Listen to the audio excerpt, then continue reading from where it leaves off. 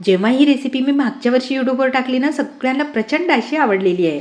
त्यासाठी रात्रभर भिजवलेले चणे, कच्चा बटाटा, टमाटर, थोडंसं मीठ आणि पाणी टाकून कुकरला 3 शिट्ट्या काढून घ्यायच्या. 2 कच्चा बटाटा खिसून घ्यायचा, स्वच्छ धुतल्यानंतर करकर पिळून घ्यायचा.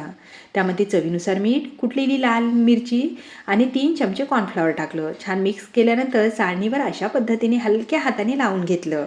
आता तुम्हाला जी पद्धत सोपी वाटेल ना, तशा पद्धतीने बनवा.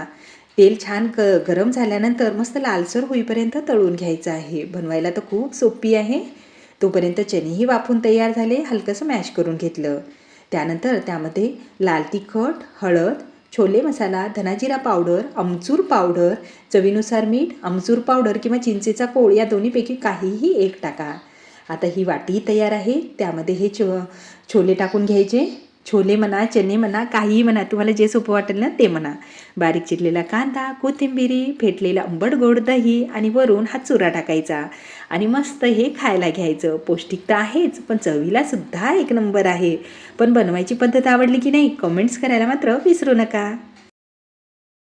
मला माहीतच नव्हतं की ही रेसिपी बनवायला एवढी सोपी आहे. एवढ्या चीजमध्ये एवढं बटर टाकलं आणि पाऊण वाटी दूध टाकून गॅसवर गरम होण्यासाठी ठेवून दिलं. हे पहा, हलकंसं गरम झाल्यानंतर म्हणजे चीज, बटर सगळं विरघळल्यानंतर आपण हे गॅसवरून उतरून ठेवायचं. दुसऱ्या बाउलमध्ये टाकायचं. छान असं थंड होऊ द्यायचं.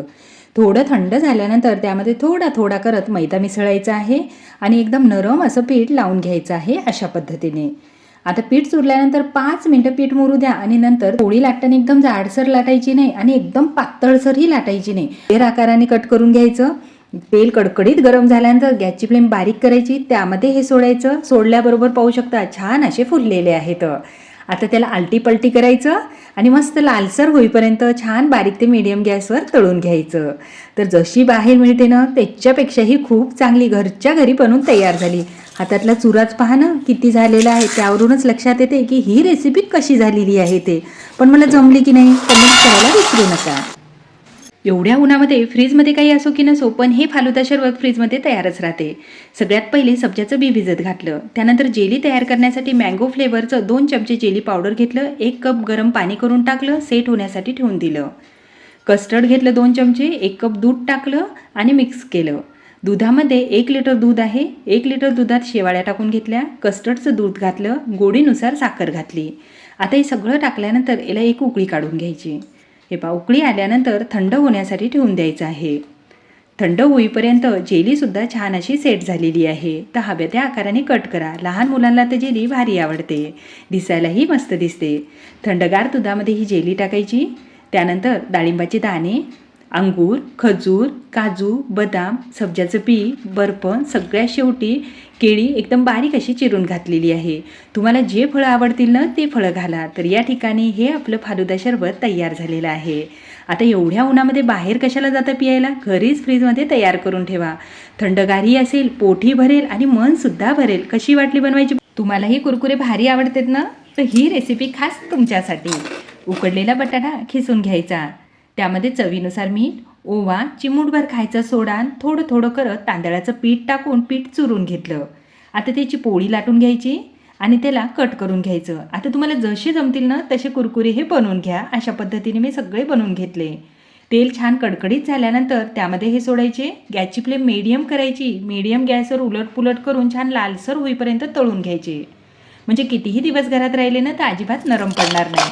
त्यावर आपल्या आवडीचे मसाले फिरवायचे. आवाज ऐकून लक्षातच आला असेल की कुरकुरे किती क्रिस्पी झालेले आहेत. चवीला तर एक नंबर आहेच, पण बनवायला सुद्धा खूप सोपी रेसिपी आहे. पण माझी बनवायची पद्धत तुम्हाला आवडली की नाही तुम्ही कमेंट्स करायला मात्र विसरू नका. धन्यवाद. कितीही नवनवीन रेसिपी आल्या तरी ही रेसिपी प्रत्येकाला भारीच आवडते. त्यासाठी उकडलेला बटाटा खिसून घेतला. त्यामध्ये भरपूर कांदा टाकला. चवीनुसार मीठ, लाल तिखट, हळद, धना पावडर, जिरा पावडर, आमचूर पावडर, कोथिंबिरी टाकली आणि मिक्स करून घेतलं. पीठ एकदम नरम असं चुरून घेतलं. त्यामध्ये भरपूर असं सारण भरून घेतलं. बंद करून घेतलं आणि कोरडं पीठ टाकून हलक्या हाताने पराठा लाटून घेतला अशा पद्धतीने. त्यानंतर ताव्यावर थोडंसं तेल टाकून घेतलं. तेल तूप काहीही टाका. उलटपुलट करून मस्त दोन्ही बाजूनी छान असा हा भाजून घ्यायचा. भाजल्यानंतर त्यावर चीज टाकून घेतलं. ऑरिगॅनो टाकलं. घडी टाकून घेतली आणि उलटपुलट करून एकदा अजून भाजला.